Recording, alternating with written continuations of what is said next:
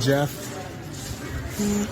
I just want everybody to know now, I'm getting ushered out of here after working 7 years at this place because I don't have an experimental vaccine in my body. Ridiculous. Utterly ridiculous, Jeff. Utterly ridiculous. You're a medical professional and you know the science behind it. There is no science. You can give COVID and get COVID with the vaccine. There's absolutely zero reason to mandate this. I'm on a public easement. This is public property. If you touch me, surely there will be a lawsuit. Actually, there already will be a lawsuit. You assaulted me over there. You're blocking patient care. I am not blocking anything. You should be a medical professional. I am not blocking anything, sir. Once you leave the facility, you can demonstrate out here as much as you want. I am outside on the free property. I will not leave. I will not leave. So that video is of obviously someone who is very much against the vaccine, despite being a healthcare worker, despite being identified, and you know, who knows? It is identified as a respiratory therapist, so that's just the best person to have no problem with not taking the COVID vaccine.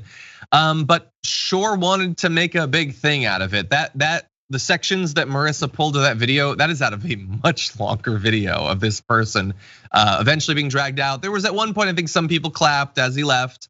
Look, you know, member of the healthcare field, Brett, we're during a pandemic. I appreciate all of what he did, just would have appreciated a little bit more in terms of accepting the science on vaccines and caring a little bit more about, you know, spreading COVID or not. It's just like, would you like to know more? To take us a line from Starship Troopers. I would like to know more. I would like to know more about this guy, what his actual job is. And if you're a respiratory therapist, I don't know. It's frustrating for me because you talk to any doctor about this stuff and the doctors go like, yes, it reduces your likelihood to get it. It reduces the severity of what's going on in your body, and that's why you should take it. And that's it. Well, and it's not insane for people who work in medical.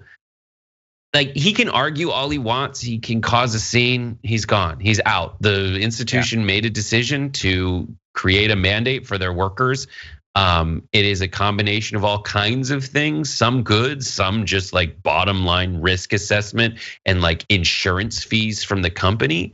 And I'll defend his right to protest it, but like I can also say that like a lot of these people are making this giant issue out of it when it all makes so much sense for people to have a vaccine mandate, especially in the medical practice. Especially there, yeah. That's it. Yeah, and look, the fact that you're recording it and you're posting it and making yourself out to be a victim allows us to, perhaps falsely, read in that there's a motivation beyond just an honest lack of acceptance of the science behind vaccines for many of these people. And you can see it clustered in certain industries. We're gonna go to that in a little bit.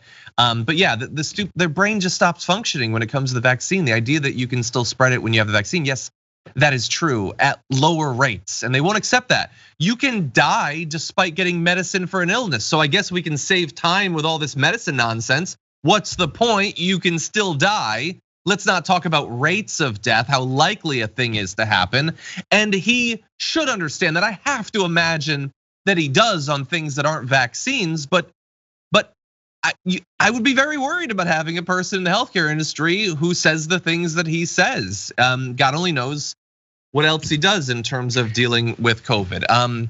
Now, really fast, the response to that video, which was on a subreddit initially that was friendly with anti-vaxxers.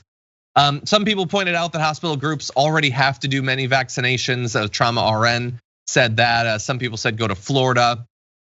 Others were saying things like they're clapping, we're in serious trouble. The death of freedom is always met with thunderous applause. Prepare for war. Can we actually get the civil war going? It's been far overdue. So some people are not happy with the COVID deaths, so they would like traditional deaths to be added to that because of a civil war having to do with vaccination. There was a clap I heard when he said, I'm being escorted out. Mm-hmm. That doesn't seem like a clap of support for his statement. It's a clap that like, finally you're getting taken out of here. Yeah. And Last point. And I will say this. I'm looking up what it takes to become a respiratory therapist. It is definitely like the kind of job that you train for. And they like, when you're watching a court show in the middle of the day and it's like, you can get your associate's degree in respiratory therapy. Like that's the kind of job it is, where you do the associate's degree in as little as 18 months, you can qualify to take your certification test. So it's a technician role, it seems, and not like a doctor. So that's what's weird. I mean, you're dressed up, you're in scrubs, you've got a medical uniform on, but this guy's not a doctor. It seems like he's a guy who measures blood oxygen levels. Yeah, which is still, I'm very glad that he does that. I'm glad that he got the other vaccines necessary to be able to do that job. I just wish he would catch up on this.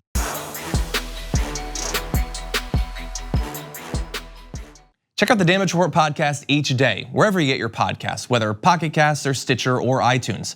You can join me as I give you the news and stories you want, with a range of co-hosts and interview guests jumping in on the fun each day. Again, that's the Damage Report, wherever you get your podcasts. And if you get them at iTunes, don't forget to rate and review. Sometimes I'll read them live on the show.